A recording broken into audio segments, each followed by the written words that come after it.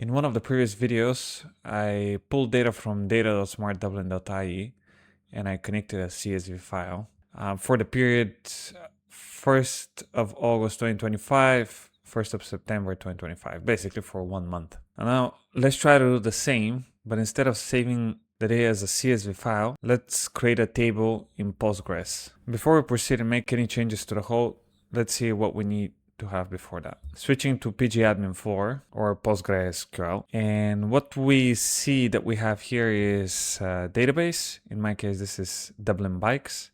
Schema, again called Dublin Bikes. You can call it whatever you want. And then all of my tables. If you have installed PostgreSQL fresh, then what you need to do is go to database and just create a new database. Here you put the name, you click save.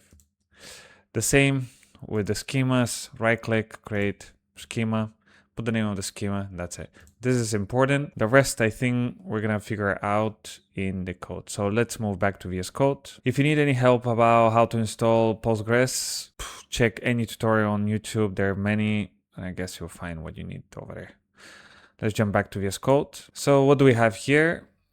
We have all the libraries that we need. We have the base URL with the parameters, starting date, end date. Here we're constructing the full URL, which is basically a combination of the base URL and the parameters. Then we're creating a data frame using the full URL.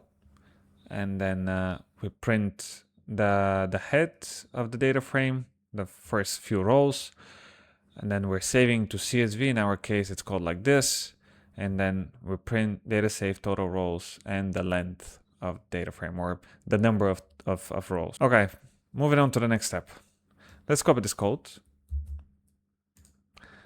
Create a new file. We're gonna call it Dublin Stations Historical Postgres.py. Okay, let's paste that code. Instead of retyping everything, let's try to make some changes. So do we need to have this step? No, because we don't want to save in the CSV. The rest we're gonna keep. Now this is optional, this is optional, but everything else is a must. So we're gonna keep it as that.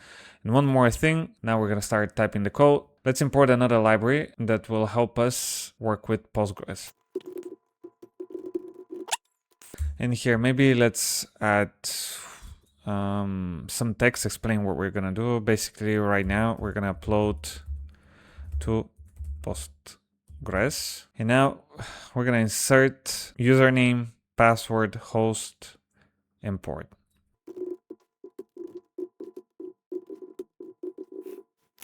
Username is something that you set up at the beginning. In my case, just Postgres. Password, in my case, it's admin. Host, most likely it's localhost. I think it was the default. And this is also the default port. These are things that you set up during the installation. If you check the YouTube tutorials, you'll see all of these things. Maybe another thing to mention here is probably it's not the best practice to put these things, especially when you work with sensitive data. Okay, let's move forward. Now we're gonna create the connection string. And that equals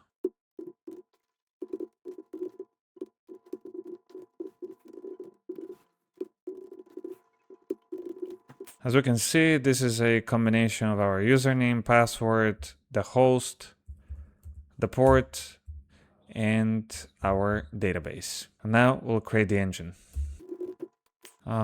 This thing will help us connect to Postgres. The next step is to upload a data frame to Postgres.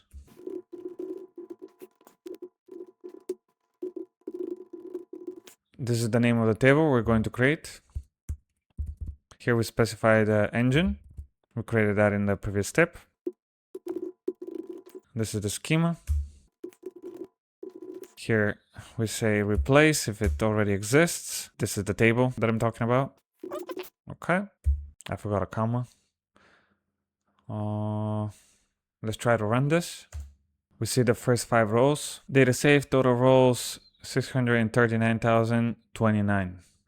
Let's jump to pgadmin. Let's refresh our table list. Here we have the new table, and let's see what we have. 639,029 rows. Seems like we've done it.